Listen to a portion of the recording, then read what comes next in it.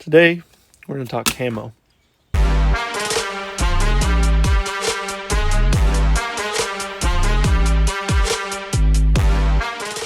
Not So Average Builder is brought to you by these great retailers. There'll be promo codes in the description below. What you're going to need for that is going to be some Tamiya masking tape. The wider the better. They make sheets of Tamiya masking tape. I don't have that. I do have the 10mm Tamiya masking tape. You will need your colors. In this case, we're using the E7. Paints. So you've got So White, Not So White, or So White, Not Really White, and Seriously White. And you're going to make, or we're going to make camo out of these colors. So I'm working on this thing right here. And I've gone over and over again on color ideas on what I was going to do. Now I did paint the weapon the similar gray color, and instead of the blue I did a white. And when I put it together, I just was not happy with it. So I thought, you know what, the gray is a large expanse. There's a lot of surface area on that. Why not make it a little more interesting? So I have masked off this area right here. You can kind of see it. I didn't want to go ridiculous. I still wanted some of the gray to show through. So what I'm going to do is apply the camo to this. Now this is still drying, so once I get to this, actually applying it, this should be dry. You will also need a very sharp hobby knife, extremely sharp. Just to be safe, you will need a lead pencil. It can be a regular pencil. I just have this awesomely holographic lead pencil. So first things first, what you're going to want to do is take out a piece of tape.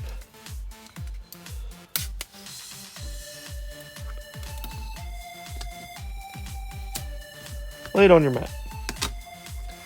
And it's at this point you're going to draw your shapes. Now you've got digital camo, you've got your traditional style camo, and then you've got triangular camo.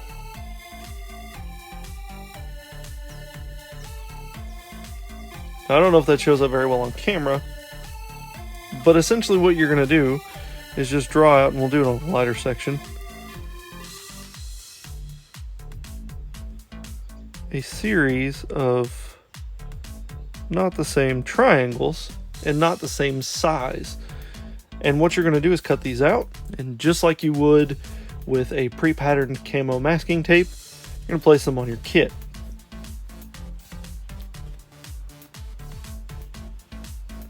You don't want them the same length on one side. You can do, strange shaped triangles. But you're going to do multiples of these. You do traditional triangles, did two of the same ones there. But you're just going to go out and use as much masking tape or as little masking tape as you need. But you're going to cut these out once you get all these traced out there. So let me go off and finish tracing all the ones that I'm going to need for the kit. Well, at least for this section, and then we'll continue. I've cut out all the ones except for these two. Now, it is very important when cutting anything out of masking tape to properly hold the handle. Holding it back here gives you a little more control, but with this, you want to make sure you're putting even pressure and you're not having to go over this multiple times. So what I always recommend is placing the tip right on there and pulling it towards you. I didn't pull my hand, I just pulled the blade. Line up the next cut, pull it towards you.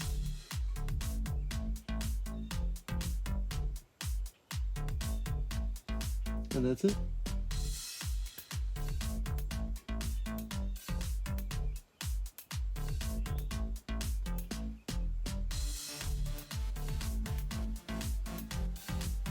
So once you get all of those cut out, you should then be able to take a pair of tweezers,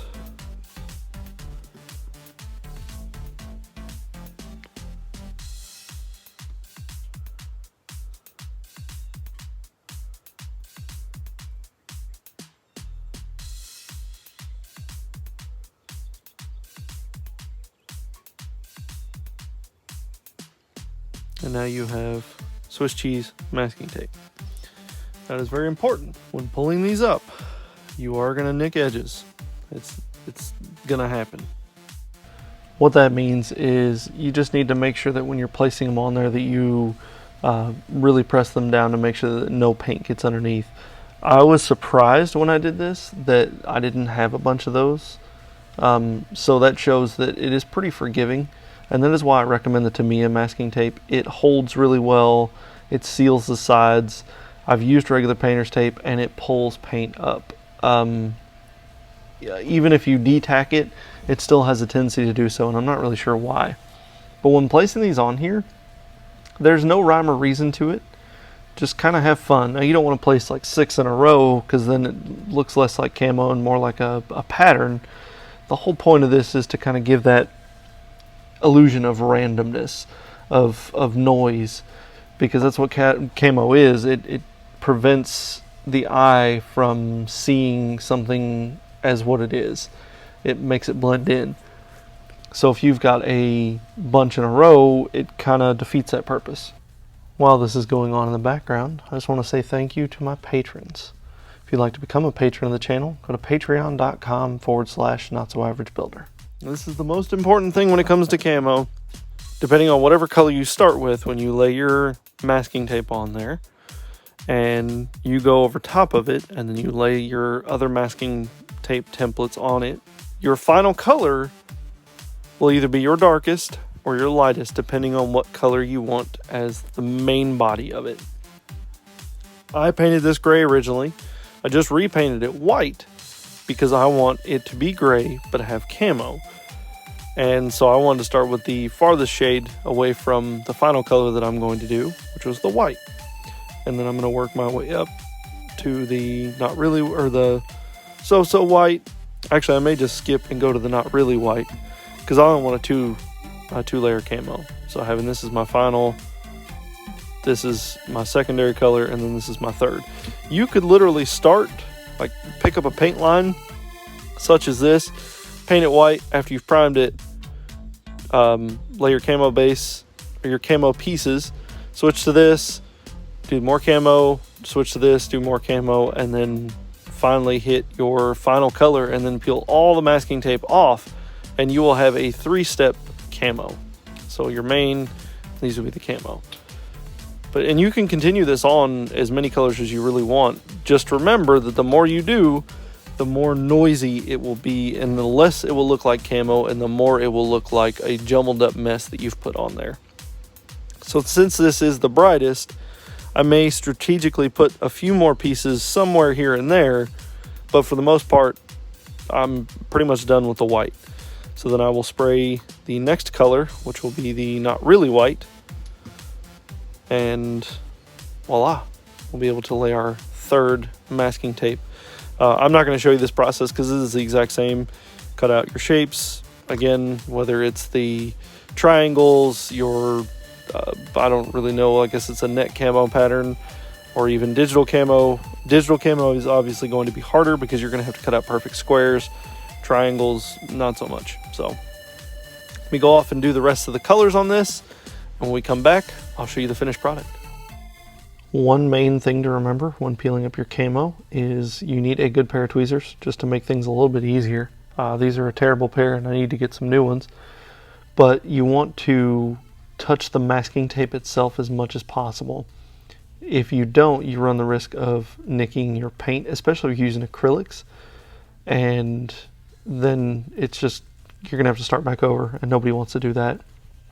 So what I recommend to do is actually touch the middle of the masking tape and kind of move it.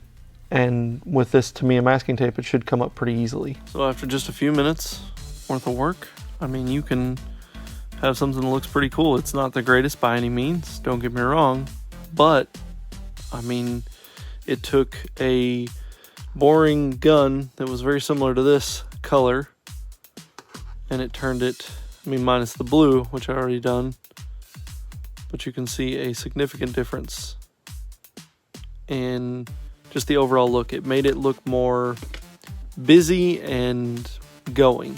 With the white section right here, and the gray, it didn't look good.